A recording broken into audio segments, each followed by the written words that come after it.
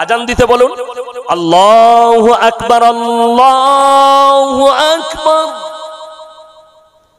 ফজরের সময় আসসালাতু খায়রুম মিনান নাওম। আজানটা লাগলো না লাগলো? আজান মনে হচ্ছে। আশহাদু আল্লা ইলাহা ইল্লাল্লাহ। আর চাচা আজান দিচ্ছে আশহাদু আল্লা ইলাহা ইল্লাল্লাহ। লাগবে ও আর রেখে কি করবি? পাড়ার চাচা আছে, ওকে রেখে দে পেটে ভাতে। চাচা তুমি খালি খেয়েও আর আজান দিও। যে চাচা এমন আজান দিয়েছে ওই পেটে ভাতে মুয়াজ্জিন যদি হয় গায়ে আর ফেরেশতা থাকবে না। চাচা আজান দিচ্ছে ফজরের সময়, আল্লাহু আকবার, আল্লাহ যা বুঝে করবে। ও আর ছাড়ছে না, করেই যাচ্ছে। হ্যাঁ, নাউজুবিল্লাহ। তুমি পয়সা বাঁচাবার জন্য পেটে ভাতে জামাই খুঁজলে তার গ্রামে গিয়ে 10 বার খোঁজ নিবে জামাইটা কি করে, এই ছেলেটা ভালো না খারাপ। তুমি বিটির বিয়ে দিলে 5 বার ছেলেটাকে যাচো। তুমি একটা ইমাম রাখবে আর একটা মুয়াজ্জিন রাখবে, 5 বার যাচবে না আলেমটা কেমন, চরিত্র কেমন। মুয়াজ্জিন যাকে রাখছি তার আজানটা সহি আছে কিনা, ইমাম যে নামাজ পড়াবে তার কোরআন শুদ্ধ আছে কিনা। কষ্টটা ওই জায়গায়। ফজরের সময় আজান দিচ্ছে চাচা, আসসালাতু খায়রুম খায়রুন মিনান নাওম। যার নাম খয়রুন সে বলছে হ্যালো আমাকে কে ডাকছে, সে উঠে পড়েছে। আল্লাহু আকবার। মাদ্রাসার তালিব ইলমকে দাঁড় করান, আজান দিতে বলুন। আল্লাহু আকবার, আল্লাহু আকবার।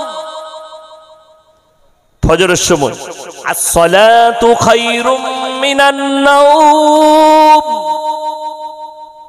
আজানটা লাগলো না লাগলো? আজান মনে হচ্ছে। আশহাদু আল্লা ইলাহা ইল্লাল্লাহ। আর চাচা আজান দিচ্ছে আশহাদু আল্লা ইলাহা ইল্লাল্লাহ। নাউজুবিল্লাহ। আজানের সব গোষ্ঠী সুষ্টি পুজো করে রেখে দিল। কেন? এই পেটে ভাতে রেখেছে। আপনি পাই কি? রমজান মাসে নামাজ পড়ছেন, কোরআন শোনাবো। আমি মাজাক করতে আসিনি, আপনাদিকে কোরআন হাদিসের কথা বলছি। অনেক জনের মনে হবে যে চাচাকে মনে হয় ইনসুলেট করছে। না, আমি তোমাকে ইনসুলেট করছি। তুমি জলসা করো 1 লাখ টাকা খরচ করে আর 10,000 দিয়ে মুয়াজ্জিন রাখবে না, এরকম জলসা করার থেকে না করা ভালো। তুমি ইমামকে 5,000-এর বেশি বেতন দিতে পারো না আর 50,000, 1.5 লাখ, 2 লাখ খরচ করে জলসা করো, এরকম জলসা করার থেকে না করা অনেক ভালো। তুমি যার পেছনে 5 ওয়াক্তের নামাজ আদায় করবে, যে মরে গেলে তোমার বাপ মরে গেলে যে জানাজা পড়াবে, তোমার বাপের কবর জিয়ারত করবে, তাকে বেতন দিতে তোমার গায়ে লাগে। আর যে স্টেজে 2 ঘন্টা বয়ান করে 25,000 টাকা নিয়ে যাবে, অগ্রিম টাকা পেড করতে হবে। তবে আপনার গ্রামে আজকে আমি জলসা করতে এসেছি, আপনার গ্রামে সুটিয়ায় কালকে আমাকে ফোন করে বললেন হুজুর আপনি এসেছিলেন, খাইয়েছি দেশি মুরগি দিয়ে ভাত, রুটি খাওয়ালাম, মিষ্টি খাওয়ালাম। আমার আব্বা মারা গেছে, আমি খালি ফোনে বলবো তোমার আব্বাকে আল্লাহ জান্নাতি করুক, ফোনটা কেটে দেব। আসার আমার সময় আছে নাই। তোমার ইমাম যদি ছুটি থাকে, ইমাম যদি ছুটিতে বাড়িতে থাকে, আর যদি বলো সে যদি জানতে পায় আমার অমুক মুক্তাদি মারা গেছে, সে ছুটি ক্যান্সেল করে বাড়ি থেকে কাজ ফেলে আগে না নিজের মুক্তাদির জানাজার নামাজ পড়তে আসবে। অথচ মানুষ তাকে বেতন দিতে চায়। অথচ একটা বক্তা 30,000, 40,000, 50,000। আপনি অবাক হবেন। বাংলাদেশে আমার যাবার ইচ্ছা নেই, জোর জবরদস্তি ফোন করে হুজুর সামনে বছরের ডেটলেন। আমি তো আর বলতে পারি না সামনে বছরে খালি নেই। আমি বললাম হ্যাঁ খালি আছে। আমি খালি বলছি ভারতের মানিতে 1 লাখ টাকা নেবো, তাতেই বলছে হুজুর 1.5 লাখ দেবো, হেলিকপ্টারে নিয়ে যাবো। ভেবেলেন? অথচ তাদেরকে জিজ্ঞেস করুন, তারা তাদের ইমামকে 20,000 বেতন দিতে তাদের দ্বিধাবোধ হয়, 10,000 বেতন দিতে দ্বিধাবোধ হয়, অথচ লাখ লাখ টাকা খরচ করে জলসা করছে, ইমামকে বেতন দেয়। যদি একটা জলসায় 2.5 লাখ খরচ হয় আর ইমাম যদি বেচারা জুম্মার দিনে দাঁড়িয়ে বলে যে ভাই সকল গ্রামবাসী, আমি অনেক দিন আছি, আমার 6000 টাকায় একটু সংসারে অসুবিধা হচ্ছে, ওটা যদি 1000 বাড়িয়ে দেন, হারামখোররা মিটিং করবে, যাকে তাড়িয়ে দে 5000 ইমাম পাবি। ঠিক বললাম না ভুল বললাম? অথচ দুঃখ লাগে, বেদনা লাগে। আমি একজন বক্তা হয়ে বলছি, আমি এমন একজন বক্তা, আমাকে দাওয়াত দিবার দরকার নেই, কিন্তু যদি দাওয়াত দাও, আমার কথা গায়ে লাগার মতো কথা, তুমি যদি আমল করো, তোমার ভবিষ্যৎ উজ্জ্বল হবে। আর তুমি যদি মনে করো খালি মজ আর মস্তি করব, তাহলে নিয়ে এসো, নাটক করার বক্তা গাদা আছে, নাটক শোনাবে আপনাকে, বাপ দাদর গল্প শোনাবে, নিয়ে এসো তাদেরকে দাওয়াত দিয়ে। তুমি খালি পীরের গল্প আর অমুকের গল্প শুনবে, একটা তারবিয়াতি কথা শুনবে না, যার দ্বারা কওমের কোনো উন্নতি। আজকে বড় কষ্ট লাগে, আপনার মাদ্রাসার প্রতি অনীহা এলো কি করে? আজকে অনেক এলাকায়, নদিয়া ডিস্ট্রিক্টে বহু মাদ্রাসা আছে না নাই? আছে। আপনি অভিযোগ করছেন মাদ্রাসায় ছাত্র নাই কেন, মাদ্রাসায় ছেলে কই? আমি তোমাকে জিজ্ঞেস করছি, তোমার ছেলেটা কই? বলছে হুজুর আমার ছেলে তো আলামিনে পড়ে। হারাম কর, তুই নিজে দিই না, তুই আমাকে কি করে জিজ্ঞেস করছিস ছেলে নাই কেন? কথাটা বুঝতে পেরেছেন? আর তোমারও দোষ নেই, দোষ হচ্ছে কওমের। সে জানে আমার ছেলেকে মৌলবি করলে ওই 6000 7000 বেতন পেতে হবে, পেট ভালো করে চলবে না, তাই ছেলেটাকে ডাক্তার করি, মাস্টার করি, ইঞ্জিনিয়ার করি, 70000 80000 বেতন। আমাকে এক জায়গায় প্রশ্ন দিয়েছে মুর্শিদাবাদ, যে বক্তারা রেট করে পয়সা নিচ্ছে, কোরআনে হাদিসে কোথায় লেখা আছে যে পয়সা নিয়ে জলসা করতে হবে? 1 মিনিটের লেগে বললাম কোরআনে হাদিসে কোথাও লেখা নেই। তোমাকে আমি উত্তর দিচ্ছি, তুমি তোমার স্কুলের মাস্টারকে জিজ্ঞেস করেছো যে 4 ঘন্টা পড়িয়ে 90000 টাকা মাসে বেতন কোথায় লেখা আছে হাদিস কোরআনে? কথা বলছেন? আপনার মুখে কুলু পেটে যাবে।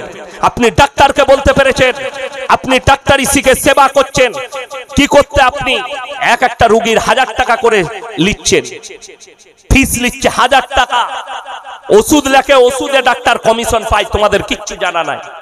সব সকল জানে, তোমার মুখে কুলু পেটে থাকে।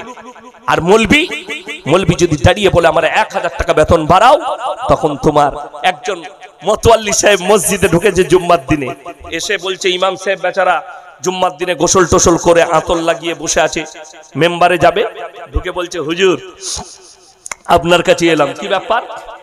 জুম্মার পর একটু দোয়া করে দিবেন, আমার ছেলেটা কলকাতায় ইন্টারভিউ দিতে গেছে, যেন ভালো চাকরি পেয়ে যায়। ইমাম সাহেব দোয়া করছেন, আল্লাহ মতওয়াল্লি সাহেবের ছেলে কলকাতায় ইন্টারভিউ দিতে গেছে, তার ইন্টারভিউ সে যেন পাস করে যায়, আর তার বেতন যেন আমার সমান হয়। মতওয়াল্লি বলি কি দোয়া করলিবে, তোর সমান বেতন। বড় কষ্ট লাগে, ইমাম যদি এই দোয়া করে ইমামের চাকরি চলে যাবে। বড় কষ্ট লাগে, তোমার বেটা যেন 90000 বেতন পায়, ইমামকে 100 টাকা দিনে বেতন দিতে তোমার গায়ে লাগে। আমার মুসলমান ভাই, আপনি পাইকিরি নামাজ পড়ছেন, হৃদয়কে জিজ্ঞেস করুন।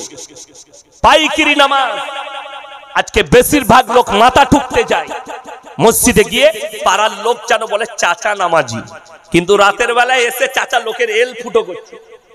ফজরের সময় হালা 3টের সময় উঠে চলে গেছে, লোকের ভুঁয়ের ধান, জমির ধান নিজের জমিতে রেখে দিয়েছে, দিয়ে এসে মসজিদের তাহাজ্জুদের নিয়ত দিয়েছে। ফেরেশতারা বলছে হাতটা ছাড়, যে ধানটা ওপারে করবে, তারপরে এসে বাঁধবে।